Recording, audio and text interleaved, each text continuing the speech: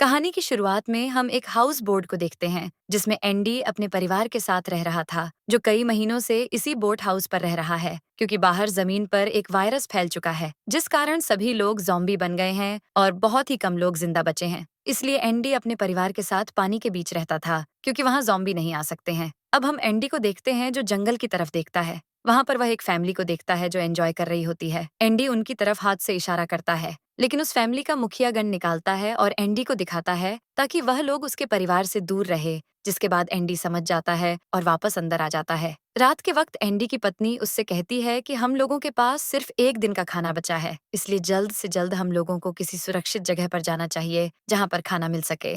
पर एंडी को जमीन पर जाना बहुत ही रिस्की लगता है क्योंकि वहां पर ज़ॉम्बी आसानी से हमला कर सकते हैं। अगली सुबह जंगल में हम थमी नाम की एक लड़की को देखते हैं जो पेड़ के ऊपर रह रही है। अब हम उसे अपने पैरों पर पत्ते बांधते हुए देखते हैं। वह पत्ते इसलिए बांध रही थी ताकि ज़ॉम्बी उसके पैरों की आवाज ना सुन सके और वह ज़ॉम्बी से बच पाए। दरअसल थम्मी के पिता भी ज़ॉम्बी बन चुके थे और वह ज़ॉम्बी बने हुए अपने पिता को एक गड्ढे में रखती थी और वह दिन में जंगली जानवरों का शिकार करके रात में अपने पिता को खिलाती थी क्योंकि वह अपने पिता से बहुत प्यार करती थी। उसे अभी भी लगता है कि उसके पिता समय के साथ ठीक हो जाएंगे। अब हम एंडी को देखते हैं जिसे एक बोट पानी में पलटी हुई नजर आती है, जिसके बाद एंडी अपनी बोट लेकर उस बोट के पास जाता है ताकि उसे उस बोट में खाना मिल सके। अब एंडी उस बोट के अंदर जाकर देखता है कि बोट के अंदर बहुत सारा खाना था, जिसे लेकर वह वहां से आ जाता है और अपनी पत्नी को बताता है कि हमें इतना खाना मिल गया है जिससे हम 9 महीने तक आराम से जिंदा रह सकते हैं। अब रात के वक्त एंडी सो रहा था, तब उसकी पत्नी सोचती है कि वह भी बोट के अंदर जाकर कुछ न कुछ और सामान ले आए, इसलिए वह उस बोट पर जाती है। अंदर जाकर वह कुछ ढूंढ रही होती है, तभी उसे बोट के अंदर से एक आवाज सुनाई देती है। वह समझ जाती है कि बोट के अंदर कोई ज़ॉम्बी है। वह तुरंत वहां से भागने की कोशिश करती है, लेकिन जैसे ही वह बाहर आने वाली होती है, ज़ॉम्बी उसे पकड़कर अंदर खींच लेता है। लेकिन वह किसी तरह अपनी जान बचाकर उस बोट से निकल आती है और वापस आकर अपने बोट में लगे बाथरूम में जाकर बैठ जाती है। अब जब एंडी सोकर उठता है तो वह देखता है कि उसकी बच्ची बहुत रो रही है, जिसे वह उठाता है। अब वह देखता है कि बोट पर खून बिखरा हुआ है और वह बाथरूम की ओर जा रहा है। साथ ही उसकी पत्नी भी कहीं दिखाई नहीं दे रही है। वह बाथरूम के अंदर देखता है कि उसकी पत्नी घायल है और उसे ज़ॉम्बी ने काट लिया है। जिसके बाद एंडी समझ जाता है कि वह अगले 48 घंटों के अंदर ज़ॉम्बी बन जाएगी, क्योंकि ज़ॉम्बी के काटने के बाद अगला इंसान 48 घंटों के अंदर ही ज़ॉम्बी बनता है। लेकिन फिर भी एंडी को उम्मीद थी कि वह अपनी पत्नी को बचा लेगा, इसीलिए वह अपनी छोटी बेटी और पत्नी को लेकर जमीन पर आ जाता है ताकि वह जल्दी से जल्दी नजदीकी हॉस्पिटल तक पहुंच पाए। जब लोग थोड़ा आगे बढ़ते हैं तो रास्ते में उन्हें कुछ गाड़ियां नजर आती हैं। तब एंडी देखता है कि वहां पर एक कार खड़ी है जो एकदम सही है। अब एंडी कार के पास जाकर देखता है कि उसमें फ्यूल नहीं है, इसलिए वह उसमें फ्यूल डाल रहा होता है। तभी एक ज़ॉम्बी वहां पर आ जाता है, लेकिन एंड मौके पर एंडी उसे देख लेता है और वह गाड़ी के अंदर बैठकर वहां से भाग जाते हैं। बीच रास्ते में उसकी पत्नी एंडी से गाड़ी रुकवाती है ताकि वह अपने बेटी के कपड़े चेंज कर सके, लेकिन उस दौरान वह नीचे गिर जाती है और बेहोश हो जाती है। जब वह होश में आती है तो वह अपने पति से कहती है कि वह उसे छोड़कर वहां से चले जाए क्योंकि वह जल्दी ज़ॉम्बी बन जाएगी और वह उन दोनों को भी काट लेगी। लेकिन एंडी उसे समझाता है कि वह जल्दी हॉस्पिटल पहुंच जाएंगे, इसलिए वह उसे वापस कार में बिठाता है और कार को लेकर हॉस्पिटल की तरफ निकल पड़ते हैं। बीच रास्ते में कार के सामने एक ज़ॉम्बी आ जाता है, जिस कारण एंडी का कार एक्सीडेंट हो जाता है। अब एंडी कुछ देर नींद लेने के लिए कार के अंदर ही सो जाता है, लेकिन जब एंडी जागता है तो वह देखता है कि उसकी पत्नी पूरी तरीके से ज़ॉम्बी बन चुकी थी और वह उस पर हमला कर देती है और एंडी के हाथ पर काट देती है। लेकिन एंडी किसी तरह अपनी बेटी को लेकर बाहर निकल जाता है और किसी तरह अपनी पत्नी को मार देता है।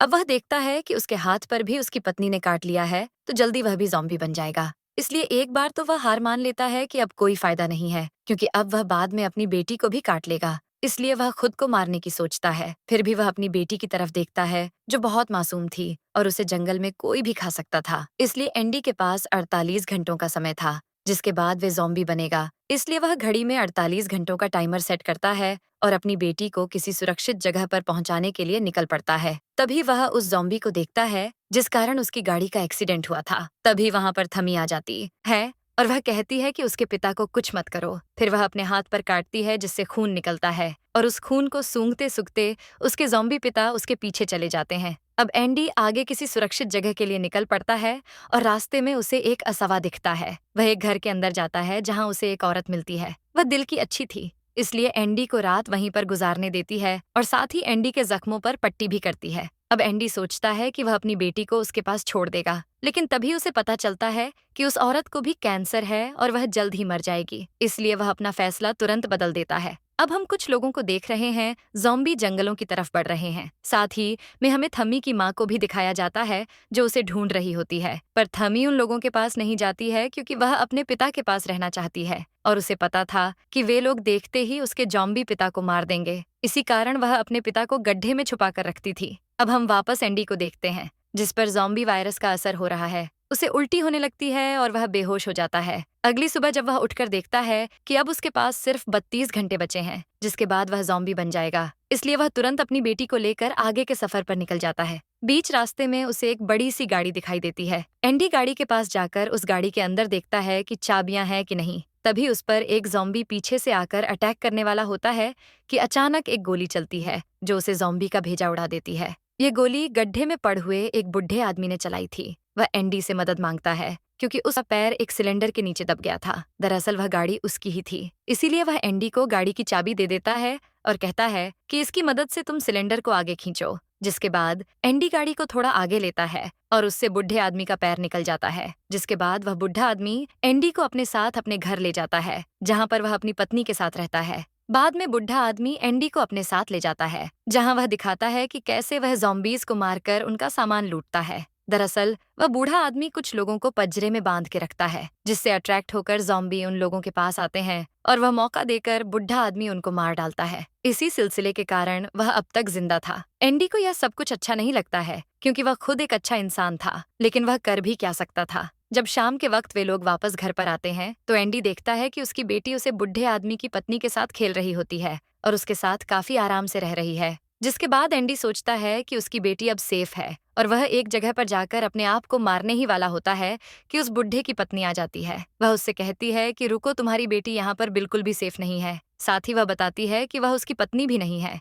उसने उसे जबरदस्ती यहाँ पर कैद करके रखा हुआ है। जिसके बाद एंडी अपने आप को नहीं मारता है। तभी वह बुढ़ा आदमी वहां पर आ जाता है और उसे लगा कि एंडी कुछ गड़बड़ कर सकता है, इसलिए वह एंडी को बंदूक से मारकर घायल कर देता है और उसे ले जाकर थमी के साथ पिंजरे में बंद कर देता है। लेकिन एंडी बहुत ही होशियार था। वह थमी के साथ मिलकर उस पिंजरे से बाहर निकलने का प्लान तैयार करता है और जैसे ही ज़ॉम्बी आते हैं, वे लोग ज़ॉम्बीज को चकमा देकर पिंजरे से भाग जाते हैं। वे लोग सीधे उस बुढ़े आदमी के घर जाते हैं ताकि एंडी अपने बच्चे को ले सके और ऐसा होता भी है। साथ ही वह औरत एंडी के साथ आती है, जिस औरत को बुढ़े आदमी ने अपने घर में कैद करके रखा हुआ था। जब वे सभी लोग वहां से भाग रहे होते हैं, तभी वह बुढ़ा आदमी जाग जाता है और उन सबको देख लेता है। वह बंदूक लेकर गोली चलाता है, लेकिन वह गोली जाकर सीधे उस औरत को लगती है, वह वहीं खत्म हो जाती है। जिसके बाद बुढ़ा आदमी पागल हो जाता है। मौका पाकर एंडी और थमी वहां से जंगल की तरफ भाग जाते हैं और रात वहीं पर बिताते हैं। वह बुढ़ा आदमी उनको ढूंढने की कोशिश करता, पर वे लोग नहीं मिल पाते हैं। अगली सुबह एंडी किसी सेफ जगह को ढूंढने के लिए निकलता है। रास्ते में वह थमी को बताता है कि उसके पिता जो ज़ॉम्बी बन चुके हैं,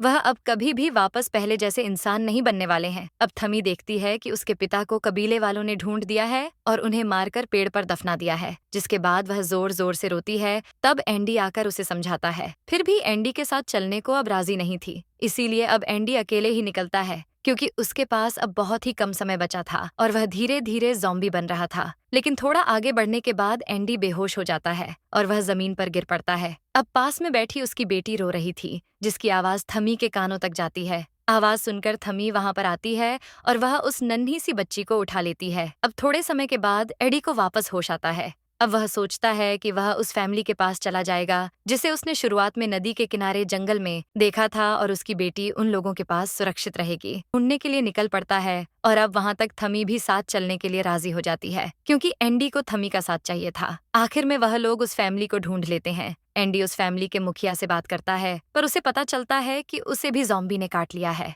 वह आदमी चुपकी से एंडी को गन दिखाता है और कहता है कि इसमें 6 गोलियां हैं, जिससे वह अपने परिवार को खत्म करेगा और बाद में बंदूक में 2 गोलियां बजेगी। जिससे वह एंडी से कहता है कि वह चाहे तो वह खुद को और अपनी नन्ही बच्ची को भी मार सकता है, लेकिन एंडी उसे ऐसा करने से मना करता है और वह वहां से चला जाता है। तभी एंडी को पीछे से गोलियां चलने की आवाज सुनाई देती है, तो वह समझ जाता है कि उसने अपने परिवार के साथ खुद को भी खत्म कर लिया है। अब एंडी के पास कोई सुरक्षित जगह नहीं बची थी जहां वह जाकर अपनी बेटी को छोड़ सके, इसलिए वह खुद को मारने वाला होता है। लेकिन तभी थमी उससे कहती है कि उसका एक कबीला यहाँ से थोड़ी ही दूरी पर है। और तुम चाहो तो अपनी बेटी को हमारे कबीले के लोगों के पास छोड़ सकते हो। अब यह बात एंडी को सही लगती है और उसके पास कोई चारा भी नहीं था, इसलिए वे लोग जल्दी से उस कबीले की तरफ निकल पड़ते हैं। बीच में उन्हें एक सुरंग से होकर गुजरना पड़ता है जिसमें बहुत सारे ज़ॉम्बी थे, पर वे लोग उनसे बचकर आगे बढ़ते हैं। लेकिन सुरंग के अंत में वह बुढ़ा आदमी मिलता है और एंडी पर हमला करता है, पर एंडी भी अपनी बंदूक निकाल लेता है जिसमें 2 गोलियां बची थीं,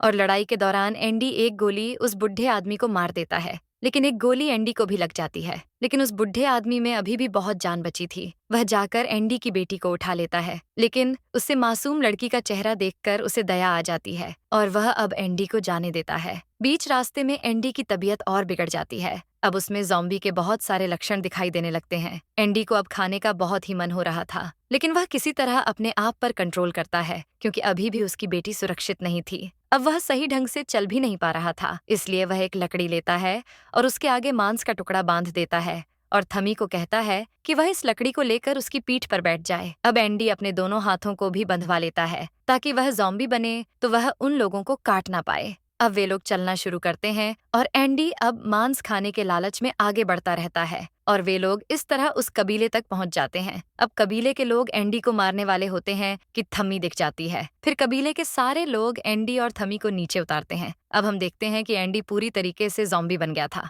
लेकिन फिर भी उसका दिमाग थोड़ा एक्टिव था। वह जाते जाते भी अपने सिर को बेटी की तरफ हिला रहा था, यानी वह कबीले के लोगों से कह रहा था कि वह लोग उसकी बेटी का ख्याल रखें। अब कबीले के लोग भी यह बात समझ जाते हैं और अंत में वे एंडी को मार डालते हैं क्योंकि अब वह एक ज़ॉम्बी बन गया था। मूवी के अंत में हमें एंडी की बॉडी को एक पेड़ पर रखी हुई दिखाई जाती है जिसके पास थमी खड़ी थी और वह उसकी बेटी का ख्याल रख रही थी। इसी सस्पेंस के साथ मूवी समाप्त। Thanks for watching. चैनल पर पहली बार हैं तो सब्सक्राइब करना